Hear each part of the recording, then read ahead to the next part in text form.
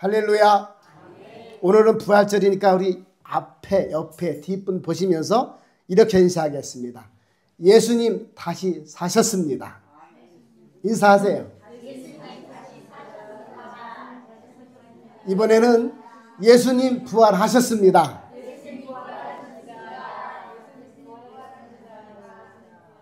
할렐루야.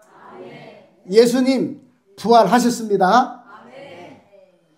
기독교는 우리가 믿는 하나님, 우리가 믿는 예수님은 바로 부활의 종교입니다. 다른 종교에는 부활이 없습니다.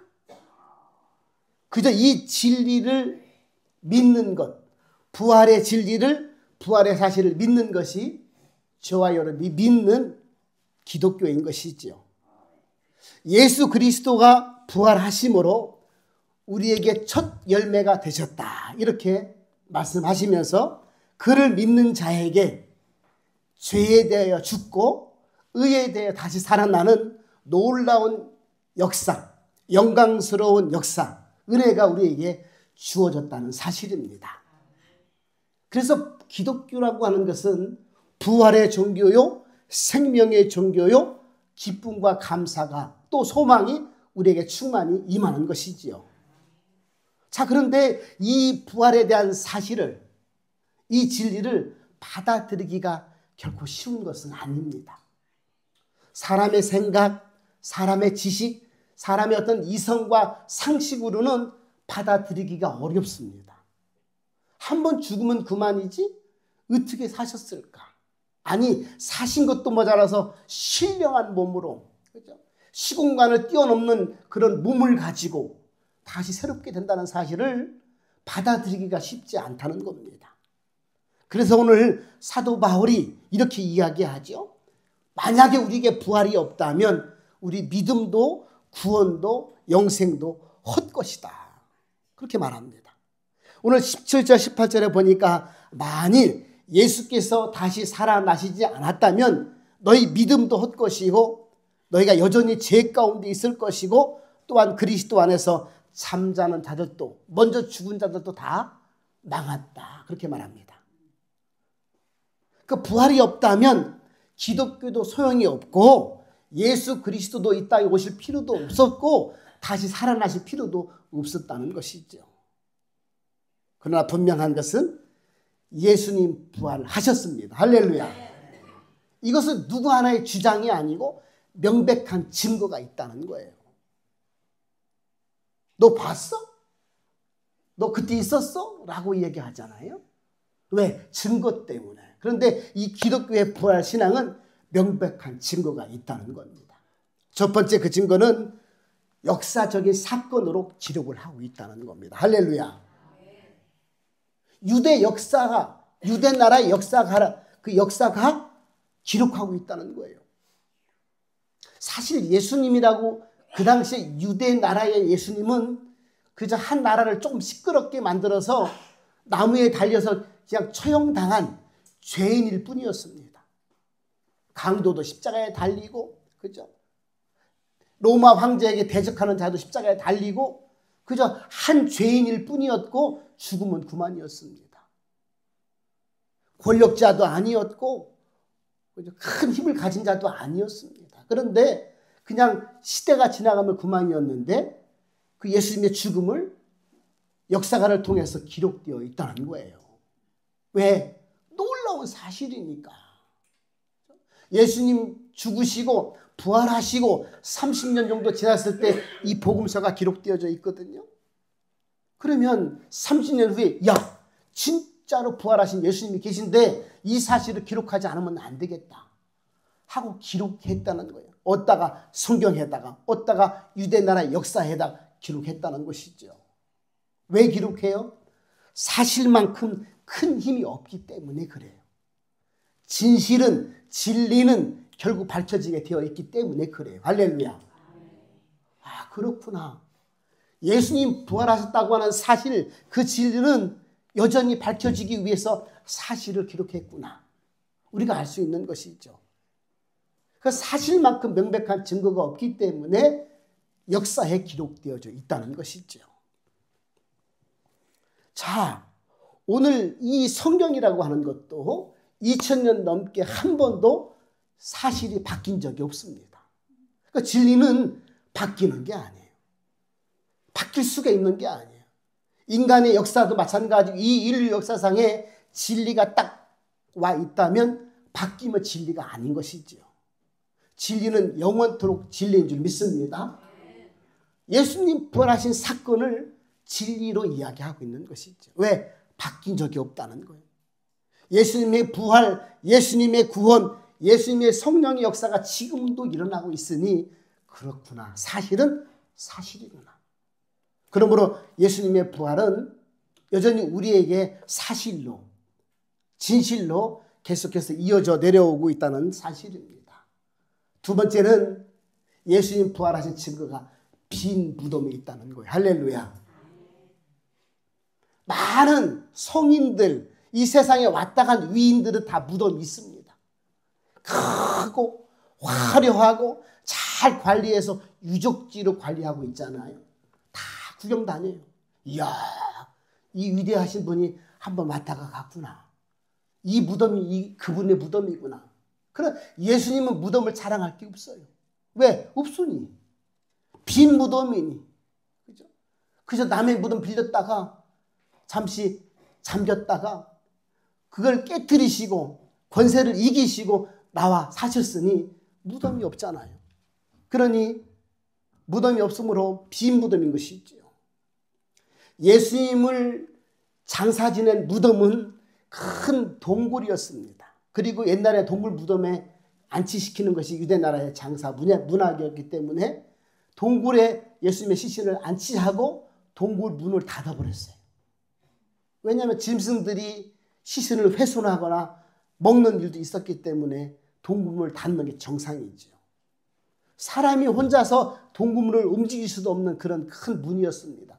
여러 명에서 꽉 닫아놨어요. 너무 신기한 것은 예수님 동굴 무덤은 동굴 문으로 닫아놨을 뿐만 아니라 군사들이 지키고 있었습니다. 왜냐하면 예수님 생전에 다시 부활한다고? 사신다고? 야, 그러면 가만히 있어보자. 그런 일은 없을 텐데. 그런데 만약 제자들이 그 시신을 훔쳐가고 살아났다고 거짓말시키면 또 세상이 시끄러울지 모르니까 군사들을 지켜서 이 무덤을 지키게 하자 하고 돌문을 봉인하고 군사들이 지키고 있었다는 거예요. 자, 예수님은 그 시신 자체를 군사들이 지키고 있었는데 예수님의 제자들은 그 예수님의 말씀하신 부활을 믿지 못하고 무서워 벌벌 떨면서 다 도망쳤잖아요. 그런데 예수님을 죽인 유대 나라 군사들과 로마의 병정들은 혹시라도 모르니까, 그죠? 부활이라고 하는 것이 혹시라도 그렇게 이루어질까봐 군사들을 지키고 있었다는 것이죠. 자, 예수님의 제자들은 예수님을 믿지 않았지만 이 부활 사건이 혹시라도 일어날까봐 해서 지키게 한 것은 바로 이 유대 나라 종교 지도자들, 로마 군사였다는 게 참 아니하다. 그렇게 말할 수가 있습니다. 자, 안식일이 끝나고 이른 새벽 아침에 막달라 마리아가 또 다른 여자들과 함께 무덤을 찾아갔습니다. 근데 이 여자분들도 예수님이 혹시 부활할까 해서 궁금해서 찾아간 것이 아닙니다. 혹시 예수님이 부활할 수도 있겠다라고 한번 확인하러 간 것도 아니었습니다. 그 시신에 향품이라도 발라드리고 싶어서 어떡하지? 돌고 무덤이 엄청 무거운데 우리가 힘으로 옮길 수 없을 텐데 아니야, 군사들이 있으니까 도와달라고 한번 부탁해보자 하고 찾아간 것이 이 여인들이었습니다. 오늘 이 예수님께서 이 무덤에서 살아나신 것은 바로 하나님이 하신 일이었습니다. 동굴 무덤의 그 돌 문을, 큰 문을 굴려낸 것도 하나님이 하셨습니다. 큰 지진과 함께 문이 열렸고 오늘 예수님이 부활하셨습니다. 그리고 천사를 통하여 막달라 마리아에게 다른 제자들에게 알려주신 것이죠. 하나님은 이 땅에 예수님이 찾아오셨을 때, 태어났을 때도 천사를 동원해서 보라, 다윗 동네에 너희의 구주가 태어나셨느니라 천사를 통해서 알려주셨습니다. 예수님이 부활하실 때도 천사를 통해서 알려주셨습니다. 예수님 재림할 때도 반드시 천사를 동원하실 줄 믿습니다. 자, 이렇게 하나님께서 우리를 사랑하셔서 우리를 구원하시기 위해서 예수님 부활시켜 주셨고 천사를 동원해서 알려주셨습니다. 그래서 예수님의 빈 무덤이라고 하는 것은 바로 예수님의 부활했다는 증거가 우리에게 알려주고 있는 것입니다. 어떤 큰 사건이 나거나 어디 일이 벌어지면 형사들이 조사반들이 투입되잖아요. 그래서 그들이 맨 먼저 하는 것이 현장을 검사를 합니다. 혹시 흔적이 있는지, 피를 흘렸는지, 어떤 물건을 떨어뜨렸는지 현장을 검사하는 거예요. 왜? 그만큼 그 사건의 진실을 밝히는데 중요하기 때문에 그래요. 아, 그렇구나. 빈 무덤이라고 하는 것이 큰 증거가 되고 있구나. 할렐루야. 그 예수님이 묻었던 그 무덤에 빈 무덤, 그 세마포, 덮었던 세마포만 덩그러니 남아있다는 것, 얼굴을 감쌌던 수건만 덩그러니 남아있다고 하는 것은 야, 시신이 어디 갔지? 예수님께서 말씀하신 대로 내가 죽은 자가 되어서 3일 만에 다시 살아나리라 말씀하신 대로 부활하셨다는 사실입니다. 그래서 예수님이 부활하셨기 때문에 보여줄 무덤도 없고 자랑할 무덤도 없고 사건의 현장 속에서 시신이 없어졌다고 하는 그 빈 무덤은 예수님을 증거했다고 하는 사건의 현장을 우리에게 보여주고 있다는 것이죠. 자, 세 번째, 예수님의 부활을 하셨다는 증거가 있습니다. 바로 목격자입니다. 할렐루야. 너 봤어? 봤다는 거예요. 예수님께서 신령한 몸으로 그 생전의 모습으로 딱 얼굴을 알아본 것이 아니라 얼굴을 못 알아볼 정도로 새로운 모습으로 나타나셔서 손에 못자국을 지우지 아니하시고 옆구리에 창자국을 지우지 아니하시고 도마에게도 제자들에게도 확인시켜 주신 거 아니겠어요? 마리아야, 슬퍼하지 말아라.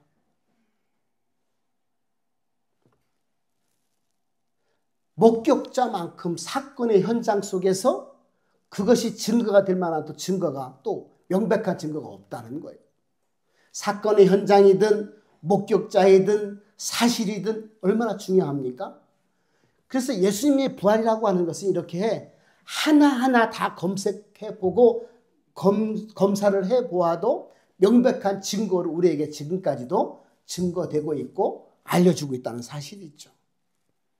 예수님이 부활하신 상태에서 베드로와 요한에게 찾아오셨고 엠마오로 가던 두 제자에게 찾아오셨고 또 다른 제자들 8명과 10명과 만나 주셨고 그들과 생선을 나눠 먹고 떡을 나눠 먹고 대화도 하시고 가르침도 주셨습니다. 사명도 주셨지요. 그리고 나서 500여 형제들과 함께 다 보는 가운데서 부활의 모습을 보여주시고 너희는 모든 민족으로 제자를 삼아 아버지와 아들과 성령의 이름으로 세례를 주고 내가 분부한 모든 것을 가르쳐 지키게 하라 말씀하신 다음에 감람산에서 승천하셨습니다. 명백하게 수많은 사람들에게 보여주면서 확인시켜 주셨지요. 오늘 목격자 진술만큼 또 신빙성이 없는 것도 없잖아요.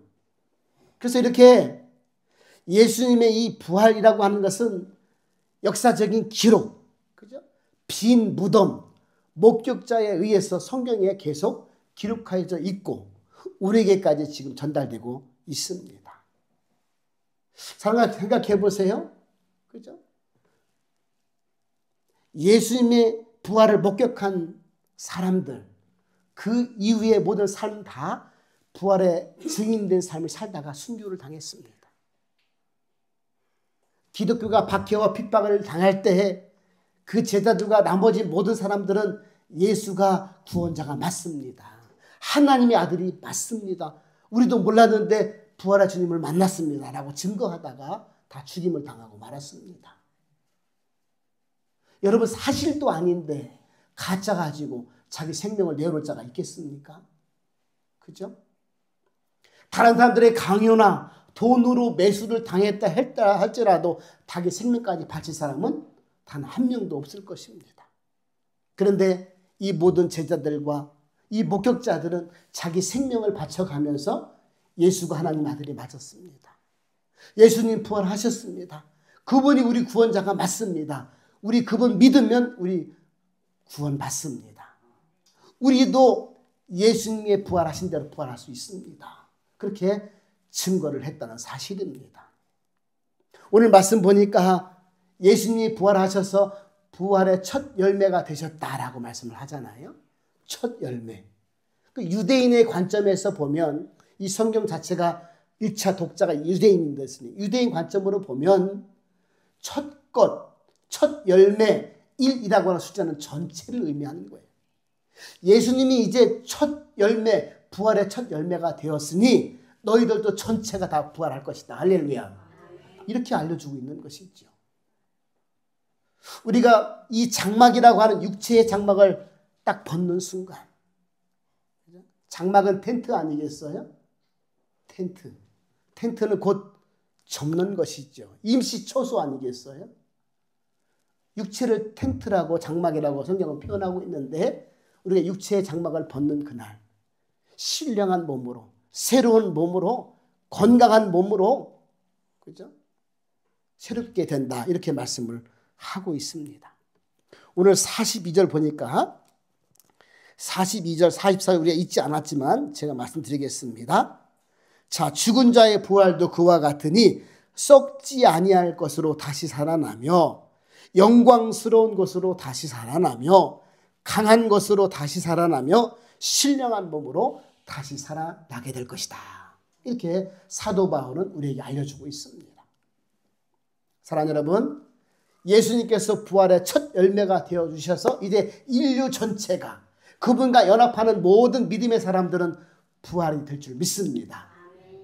영광스러운 몸으로, 신령한 몸으로, 강한 몸으로, 그리고 썩지 않을 몸으로, 영원히 사는 몸으로 부활되게 된다는 것이죠. 사랑하는 여러분, 우리가 부활신앙을 가져야 합니다. 할렐루야. 나도 부활할 수 있구나. 왜? 예수님이 부활하심으로 보여주셨기 때문에 나도 육체의 장막을 벗으면 나도 부활하겠구나. 나도 신령한 몸으로, 강한 몸으로, 썩지 않는 몸으로 부활되므로 나는 이 땅 삶에 일희일비하면 안 되겠구나. 그죠? 우리가 부활신앙을 가지면 건강한 삶을 살 수가 있다는 거예요. 힘들면 좀 어때? 힘들 수도 있지 뭐. 아프면 좀 어때? 사람이 살다 보면 아플 수도 있지 뭐. 나는 예수 그리스도의 부활 때문에 나도 신령한 몸으로 부활된 몸이니 이 땅에 살아가는 삶의 존재는 잠시 왔다 가는 일시적인 삶이니 나는 영원한 몸을 가지고 신령한 몸으로 부활될 몸이니 까짓것 이 땅에 사는 동안 조금 힘들어도 기도하고 버티고 인내하며 하나님께 은혜를 구하는 삶을 살아가야 되겠구나. 할렐루야. 그런 삶을 살 수가 있다는 거예요. 근데 비전도 없고 소망도 없고 꿈도 없고 믿음도 없으면 절망할 수밖에 없는 것이죠. 내 인생 글렀다. 다 틀렸다. 나 망했다. 그러다가 망하는 것이죠. 그러나 예수 그리스도를 믿는 저와 여러분은 예수 그리스도의 부활의 신앙을 가진 저와 여러분은 항상 이 부활 신앙으로 넉넉한 삶을 살아가게 될 줄 믿습니다. 여러분 힘내십시오. 일희일비할 필요 없습니다. 짧게 왔다 가는 이 세상 속에 그죠? 우리가 너무나 그렇게 집착할 필요는 없습니다. 성실하게 살고 열심히 살고 부지런히 사는 건 당연합니다. 그러나 이게 내 생각대로 안 된다고 해서 너무 실망하거나 낙심하거나 힘들어하지 마십시오. 나는 예수 믿는 사람이고 나는 부활신앙을 갖고 있으니 이 땅의 삶에 집착하거나 이 땅의 삶 때문에 내가 절망 가운데 우울증에 빠져서 그렇게 힘든 삶을 살아가면 안 되겠구나. 예수 앞에 나와서 하나님 난 은혜를 입은 자인 줄 믿습니다. 이 땅에 살아가는 동안도 힘주셔서 넉넉한 삶을 살 수 있도록 신앙과 믿음을 새롭게 하여 주옵소서. 부활신앙을 가지면 이런 삶을 살아가게 될 줄 믿습니다. 그러므로 아, 그렇구나. 오늘 부활 신앙을 가지고 영생의 비밀을 깨닫는 저와 여러분은 삶 속에 연연할 것이 아니라 걱정과 금신과 두려움이 있을 수밖에 없지만 이걸 이겨나가는 삶을 살아가야 되겠구나. 이런 마음이 들 것입니다. 오늘 하나님의 은혜, 예수 그리스도의 부활의 소망을 가지고 진정한 기쁨과 감사의 삶을 살아가는 저와 여러분 되실 수 있기를 주님의 이름으로 축복합니다. 예수님 부활하셨습니다. 우리도 부활합니다. 참된 부활 신앙을 가지고 행복한 인생을 만들어가는 저와 여러분 되기를 주님의 이름으로 간절히 부탁하며 축복합니다. 기도하겠습니다. 하나님, 연약한 존재로 이 땅을 살아갑니다. 부활신앙이 없어서, 부활신앙이 약해서 늘 힘들리고 힘들 때도 많습니다. 그러나 성경은 분명하게 단호하게 말씀하고 있습니다. 예수님 부활하셨다. 부활의 첫 열매가 되셨다. 너희는 예수님과 연합하여 다 부활할 수 있다. 이렇게 천명하고 계십니다. 믿음으로 승리하는 우리 모두가 될 수 있도록 축복하여 주시고 부활신앙으로 날마다 승리하는 귀한 삶이 되게 하여 주옵소서. 부활하신 예수님의 이름으로 감사하며 기도 올리옵나이다. 아멘.